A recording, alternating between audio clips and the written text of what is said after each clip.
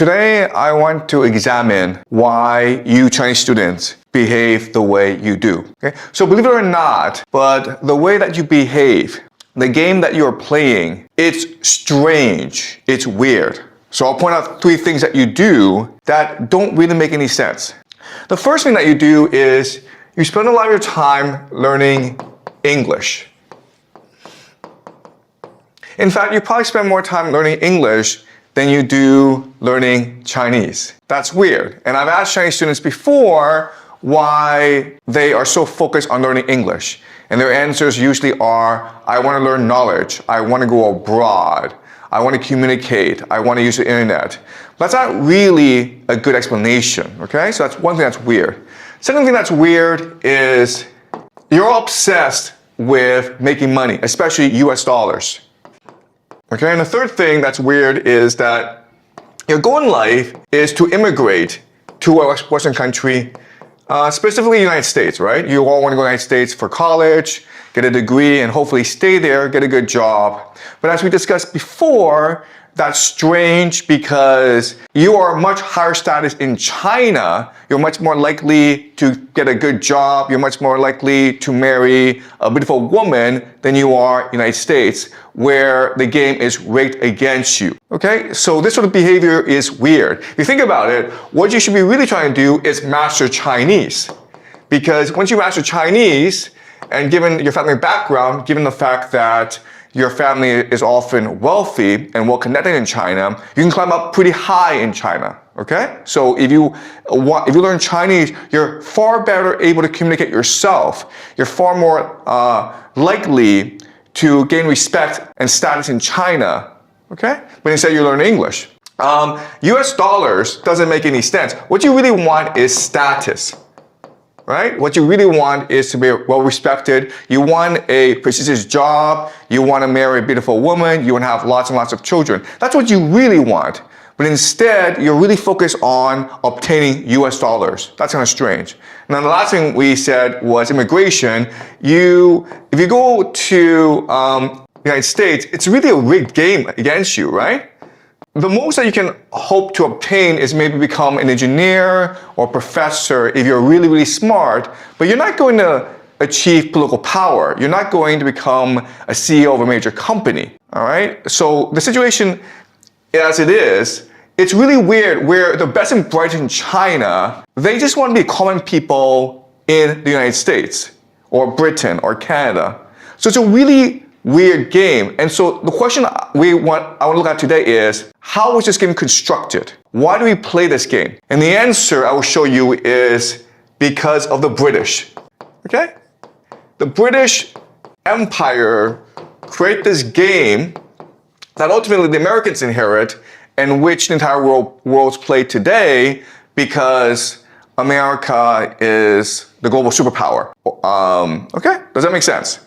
All right, so first I want to go into some history and explain to you how we got to where we are. So this is the map of the Spanish Empire at the height of its power. As you can see, the Spanish Empire covered the entire globe, okay? So this is a small nation in Spain, and it was able to really cover the entire world. So how was this accomplished? Okay, so the first thing you need to understand is that for most of its history, Europe was a very poor place. In order for it to obtain wealth, it had to trade with the world. Specifically, it wanted spices from what they call the East Indies, okay, Southeast Asia. At this time in history, the main power were the Muslims who are here, okay? And if you want to trade with East Asia, you have to go through the Muslims. And at this point in history, Spain is Muslim. It's a place called Andalusia. But then the Christians were able to reconquer Spain. And so the Muslims decided that we'll just blockade you. Or if you want to trade with us, we will charge you a lot of levies. Okay? And so now the Spanish and the Portuguese are forced to look for new routes to the East Indies, where the spices are. Remember, at this time in history, spices are the most valuable commodity. They're actually worth more than gold. okay? I'm talking like cinnamon, nutmeg, peppercorn, okay? These spices are extremely valuable commodities. In fact, one ship, if you're able to bring one ship of these spices back to Europe, well, you had intergenerational wealth, okay? You become one of the wealthiest people in Europe. That's how valuable these spices were. And so now, the Spanish and the Portuguese have no choice but to discover new routes to the East Indies. So they went this way, and this is hard because Africa is not really hospitable. There are a lot of viruses, diseases in Africa. So they started to explore all around the world, and they went to North America and South America. And when they went to North and South America, they discovered that there were already peoples, the Aztecs, the Incas, living there. And they had a lot of wealth because these were empires, and they could be easily conquered. And so they set up these colonies all around South America, and a lot of silver was now being transported back to Spain. And so overnight, Spain became extremely wealthy. But as we discussed last class, if you become too wealthy and too powerful, you change as a people. Before you were energetic, you were open, you were cohesive. That's what made you an empire. But now because of all this wealth, you become insular, you become arrogant, and you become extremely close-minded. Okay, you become lazy. And so the Spanish, they had all this wealth, and they decided that they really want to work anymore. Okay, so what happened? Well, what happened was that they started to subcontract their labor to other places. Okay, so now what's going to happen is you will have the rise of England, French, and the Dutch Republic mainly. Okay, to provide textiles, luxury goods to Spain, all right? So how this was accomplished was first, industry. So the Spanish, because they were so wealthy, didn't want to work, and their people didn't have to work either, okay? But they wanted to buy clothes, nice clothes. So what happened was they got other nations to be their factories, including Britain, the Dutch Republic, and France, okay? That's the first thing. Second thing that happened was trade, okay? So the Spanish did engage in trade, but now that they're so wealthy, they could just hire the Dutch to do it, okay? Now the Dutch were responsible for going to the East Indies and bringing back the spices because it's a very dangerous job, right? You could get sick, you could die along the way. You could also lose a lot of money. Okay? And the reason why the Dutch agreed to this is that the Dutch was basically a colony of the Spanish. So the Spanish had an empire, and the Dutch were part of this empire, so they just made the Dutch go do it for them. Okay? But the third thing that happened was piracy. Okay? So all this silver was being transported from the New World back to Spain. And what the English realized is, hey, we can just engage in piracy and steal this silver for ourselves, okay? All right, so now the English became very wealthy because of piracy, okay? And the most famous pirate of this time, of course, was Sir Francis Drake, and he worked directly under the monarch, Elizabeth I. Okay, so this was a state-sponsored piracy that made Britain very wealthy, okay? So now you have this divergence where, okay, you have the Spanish Empire, and because of their wealth, they became lazy, insular, and arrogant. Or the word we use is hubris.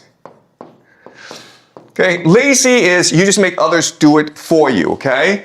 Insular just means that now, as we discussed last class, the Spanish aren't concerned about other nations. They think they're invincible, so they engage in court politics, okay? They're all infighting for the throne. The last thing is arrogant hubris, which basically means that you believe you are invincible. You can do whatever you want, and therefore you start all these wars against everyone, everywhere. You overextend yourself, and you don't really understand your limitations as an empire. So very quickly, even though Spain becomes very wealthy very fast, they also go bankrupt very fast because they're fighting too many wars, they're spending too much money that they don't have, okay, and they're too corrupt.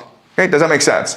Now, and because of this, what's happening is that the British, England, the Dutch, and the French, they are slowly becoming a much more energetic, open, and cohesive society. Cohesion, okay? And now that you have this differentiation, what's going to happen is that their religion is going to change, okay? So Spain remains Catholic, and it's going to fight to control the Vatican. And this, okay? So that's what Spain does. Now, Britain and the Dutch need to differentiate themselves from Spain. And so they become Protestant, or what we call Calvinists. Okay? So Catholic is really about obeying authority. But the Protestant, the Calvinist religion insists on hard work, on energy, on obtaining wealth. Okay?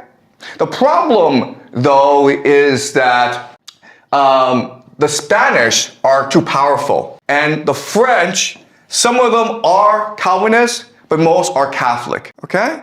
So what's going to happen is that the English and the Dutch are going to decide to join forces. Okay? So I want to very quickly show you the difference between the Catholic religion and the Protestant religion. Okay? So these are the Spanish. And as you can see, there's a lot of trade going between the New World and Spain. Why is this the case? Because Spain is extracting resources from the New World, primarily silver. Okay? The French are also engaged in trade as well. So what they really want is fur from North America. So fur is considered a luxury at that time. But as you can see from this map, the people that are really engaged in trade, engaged in piracy, in trade, in shipping, are the British, okay, and the Dutch. And the reason why is that they're poor, okay? And so through this hard work, they become very wealthy very quickly. In fact, the Dutch, become the wealthiest nation in the world per capita. You have this burgeoning of the middle class. And so what happens now is that the Spanish and the Dutch come into conflict. Because remember, the Dutch are a colony of the Spanish. And so the Spaniards want the Dutch to pay more taxes, and the Dutch want to be more independent. So this starts a series of wars, okay? In fact, an entire series of wars starts throughout Europe called the 30 Years' War, okay? So ostensibly, it's a religious conflict between the Protestants and the Catholics, but there are lots of there are other underlying factors as well. Okay? Another factor is the Spaniards want to exert control over the Dutch. Okay? And so there's lots of different reasons, but the main thing you need to know is that millions and millions of people die. In fact, it is the deadliest war in Europe right before, up until the World War I. Okay? And so this creates anxiety in Europe, because if there's all this war and you're generating all this wealth, how do you keep this wealth secure, right? You're a merchant, you became very wealthy through trade by going to the East Indies and getting spices and come back to Europe and selling them. But if the Spanish or the French are going to send an army and steal everything, how do you keep your gold safe? Okay? So what's going to happen is this. What's going to happen is that the British and the Dutch are going to decide to get married. Okay? This is what we call the Glorious Revolution. 1688 Glorious Revolution. So let's talk about the Glorious Revolution.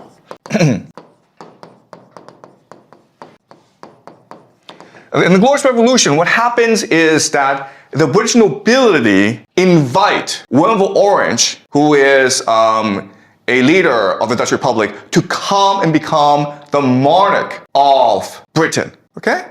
And so you're like, okay, why would they do that? Why would they betray their own king, James II, and install a foreign monarch, William of Orange? Okay? And so the thing you need to understand is that throughout British history, what makes Britain unique is that the monarch has always been in conflict with the nobility.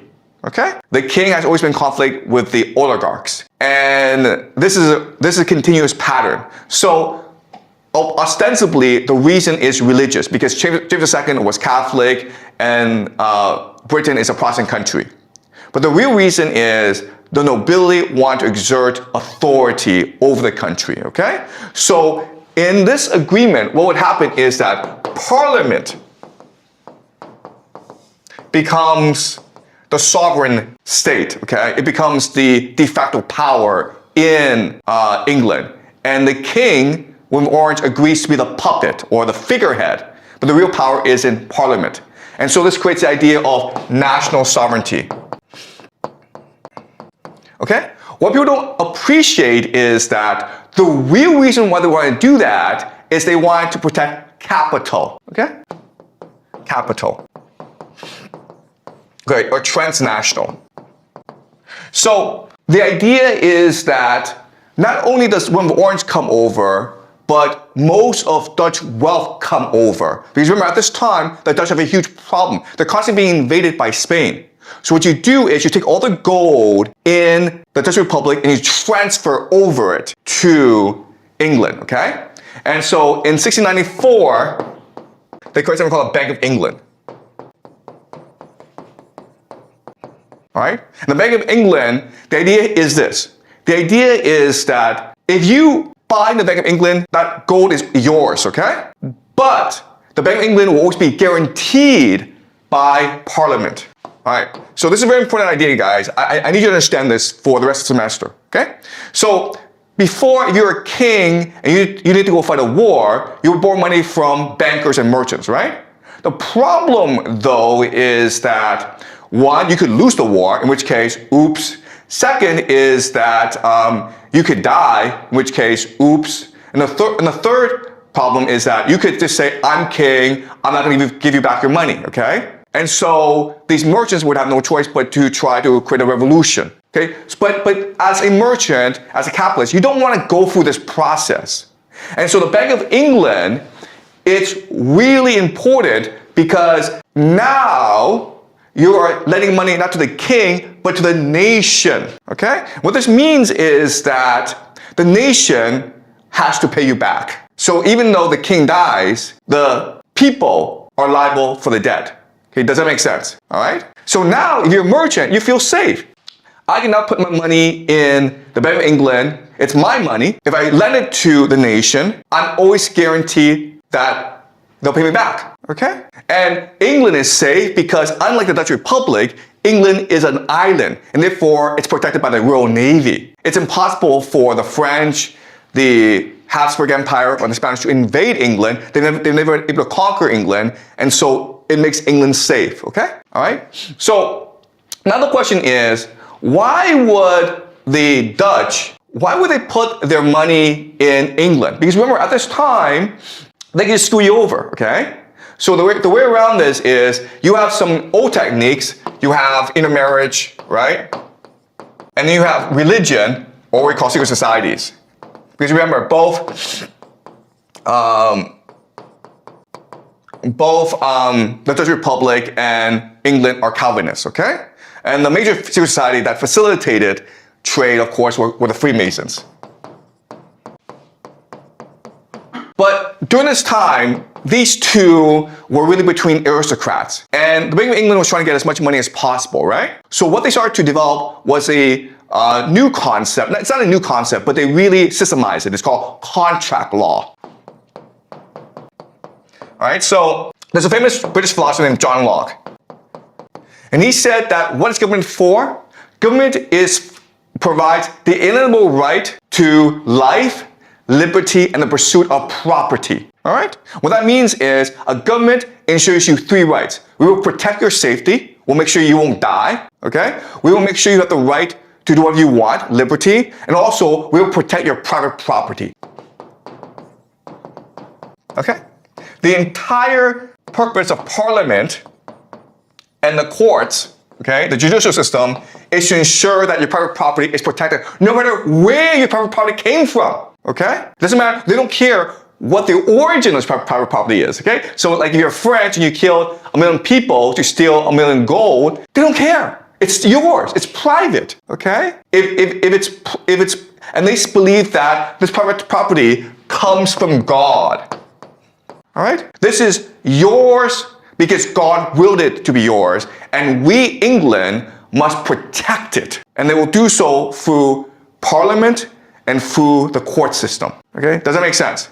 So now, if you're wealthy in Europe, you're now encouraged to go invest in England. Okay? And this creates a concept that today we call offshore financial center, or OFC. Okay, so think of like Dubai or Hong Kong, where they don't care where the money comes from. Okay, their legal system, the financial system will help protect this money. Okay? Also Switzerland. Okay, so Switzerland is a classic example.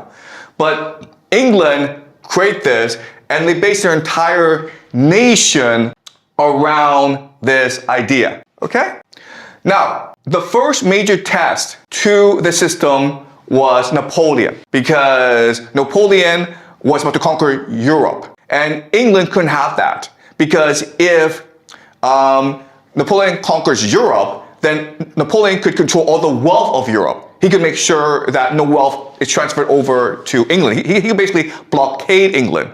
So what Britain did was they financed 7 wars against Napoleon, and they lost 6 of these wars. And they won the last war, which created the British Empire, okay? So now Britain is a global financial empire. Okay, so this is the East India Company, okay? And the East Indian Company, it's based in Britain, and like the Bank of England, it is private. And what it does is it primarily engages in trade with India, as well as the East Indies, okay? So what England will do is they will colonize India and steal all the wealth of India, primarily by deindustrializing India. So India had textile factories, but England, through a lot of policies, just bankrupted the India textile industry and transferred it over to England, okay? So now what's going to happen is this. What's going to happen is that resources from India, okay? Agricultural products, resources are going to transfer over to England. England is going to, with its factories, make goods for India.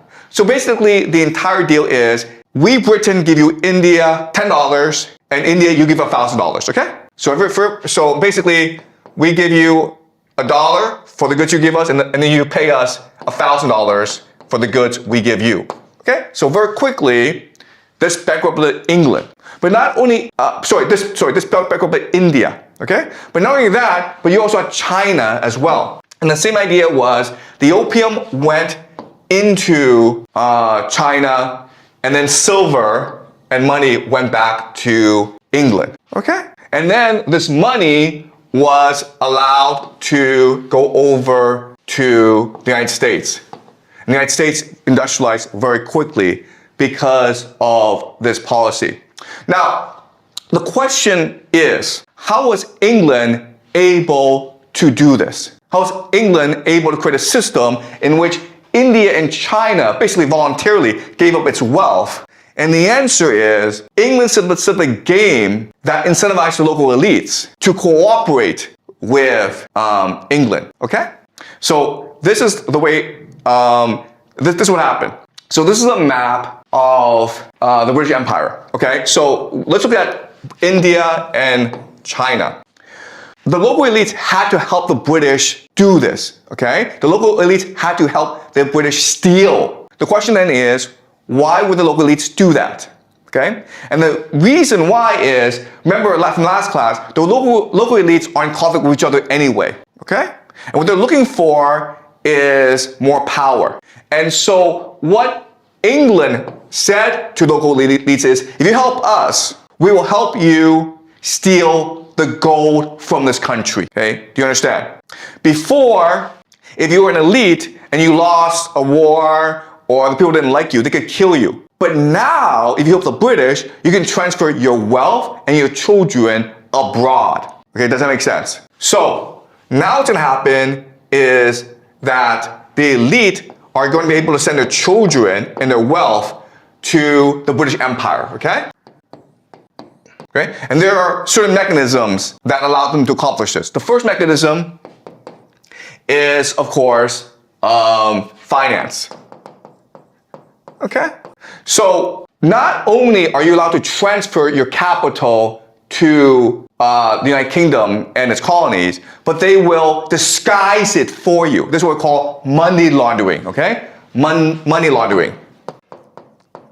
So when you steal from your people, not only will Britain allow you to do this, but they will disguise it for you, okay? Through their offshore financial centers, including Hong Kong, Singapore, their lawyers will pretend that this money came from, not from drugs, not from gambling, not from prostitution, but from restaurants, from real estate. Who cares, okay? But they'll clean up for you, okay? We call this money laundering. And then they will help you send it overseas where it becomes legitimate, okay? So now you have real estate investments in Australia or Canada, okay?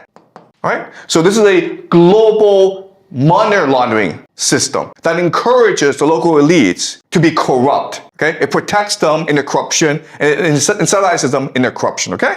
Does that make sense? The second thing that allows this to happen is schooling, okay? So what do I mean by that? The British, when they conquered India and China, what they were trying to do is try to brainwash, indoctrinate the elite. So they set up these schools, right? And when you went to these schools, what did you learn? You learned English. But when you learn English, what do you learn? You learn that British culture is superior to your local culture, right? When you're learning English, you're learning about Shakespeare, you're learning about British philosophy, you're learning British history. And as a result, you slowly come to believe that the British are superior to us, and therefore I should try my best to be British, okay? And also, what's really important is that the schooling system allows for mobility, okay? So if you are a really smart person in China, well, there's really little mobility for you in China.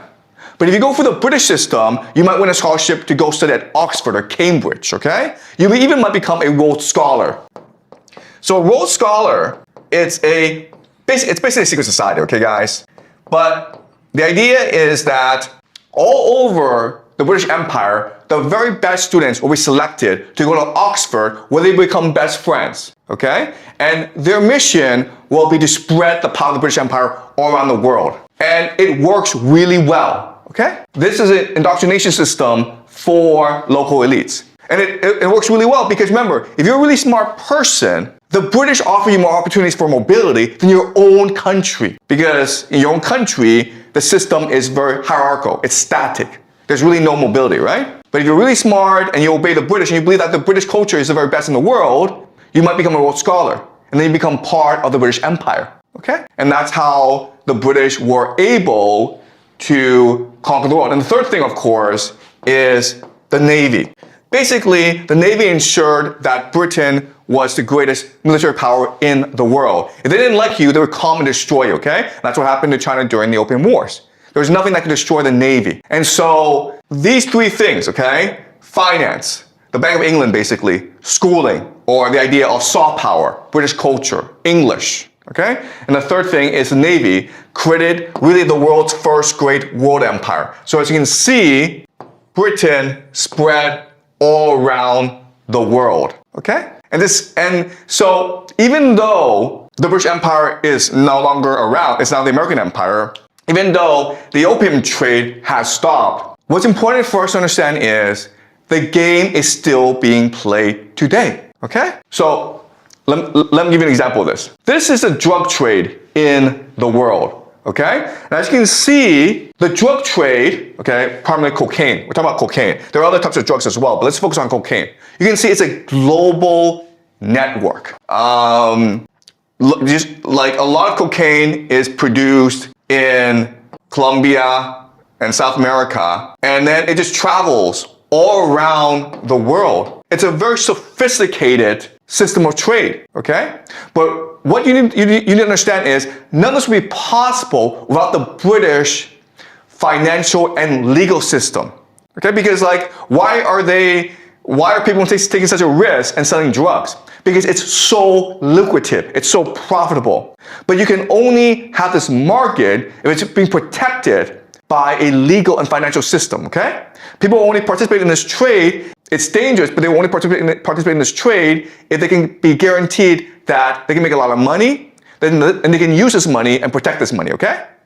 So what protects this money, of course, is the offshore financial centers, okay? So the green are areas in the world in which you can place your money. They won't ask where the money came from. They don't care where the money came from, and they will clean it up for you, okay? Money laundering. They will use their sophisticated legal and financial systems to clean up your money, and then they will help you invest it elsewhere, okay? Does it make sense? So guess what? Look at this, guys. Where are the major global financial offshore centers? Well, they're in the Caribbean, okay? They're in Panama. They are in Northern Europe. They are in the Middle East. They are in Southeast Asia, Hong Kong, Singapore, Japan. Guess what, guys? This used to be the former British Empire, okay? So the British Empire is still around today. They transformed from one that is overt and that uses military power in order to control the world to one that is covert, that is secret, and that uses financial and legal means in order to control the world, okay? And it's still the game that we play today, all right? Now, there's a question that someone asked me, okay? It's a very good question. The question is this: if offshore financial centers like Hong Kong and Dubai are so profitable and it's such easy money, why doesn't everyone do it, right? It's a good question, okay? And the logic is very simple. We know that gambling, prostitution, human trafficking, slavery are all profitable. Why doesn't everyone do it? Because it's immoral, okay? As a society, you need morality in order to create energy, openness, and cohesion, right? People want to feel as though there's part of something good, that we're striving for a higher cause. And if you're all about slavery or prostitution or gambling or money laundering, people won't feel good about themselves. In fact, their souls will become corrupted, okay? So the classic example is like Hong Kong, right? Have you guys been to Hong Kong? One of the wealthiest cities in the world, right? Lots and lots of skyscrapers. But guess what? The people there are disgusting. They're depraved, they're unethical, they're disgusting. There's absolutely no culture to the place. There's no morality to the place. It's absolutely disgusting, okay? I don't want to live there. And if you live there, guess what? Your soul is going to become corrupted. So this is almost, you would say this is a demonic system. This system is not only evil, but it facilitates evil. It is the work of Satan, okay? But unfortunately, this is a system that we live in today. So even though everyone will say this system is demonic, it really underpins the world today. Because if you think about it, okay, all this corrupt money from China, India, Malaysia, they go to these places, but then this money then goes where? It goes over to Australia to invest in real estate, okay? Do you guys know what the biggest industry in Australia is? It's banking, okay? Banking. Which means that Australia also engages in money laundering, but they clean it up so people aren't aware of this. Do you understand? The same thing happens in Canada as well. Canada, United States as well. So this entire world, it's based on stealing from the third world and transferring this money to the first world. That's all it is, okay? It's not complicated. But this has led to a huge problem. The problem is what we call over-financialization. But over-financialization, it's a very similar concept where there's too much money, so people become corrupt, lazy, arrogant, and insular. And that's what's happening in Canada, in the United States, in Britain, in Australia, okay? And so really, an empire must collapse at some point. So the British, the Western world, they are a victim of their own success, okay? So they stole all this money from the rest of the world, but this money has made their people lazy, corrupt, and arrogant. And that's why we're seeing so much conflict right now in the Western world, because this money has created a lot of inequality in the world, in the Western world, right? Where maybe 1% of all the money, 9% have very little to get by on. But you also have a lot of corruption, where the political system no longer serves the interest of the people. They only serve the interest of the rich, okay? And then you will also have immorality, where nowadays people only concerned about making money. They don't want to contribute to the community, okay? So yes, we can say that the Western world, it's evil because they've stolen all this money.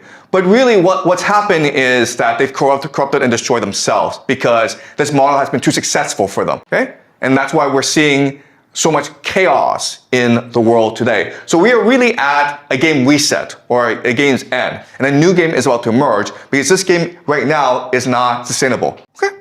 All right, any questions? Yeah? So if the success of Western world leads to the corruption and, the fall of Western world, can we generalize that, after success, people will fall? Then what's the meaning of success? Okay, that's a great question, okay? So we know that if you become successful, you will not be happy. Why do people go and succeed? And, okay, this is a really hard question to answer, okay? So let me explain different layers. Okay, the first layer is this. Why people know that wealth doesn't lead to happiness, right? What leads to happiness is family, love, community, meaning, purpose, generosity, okay? That's what leads to happiness.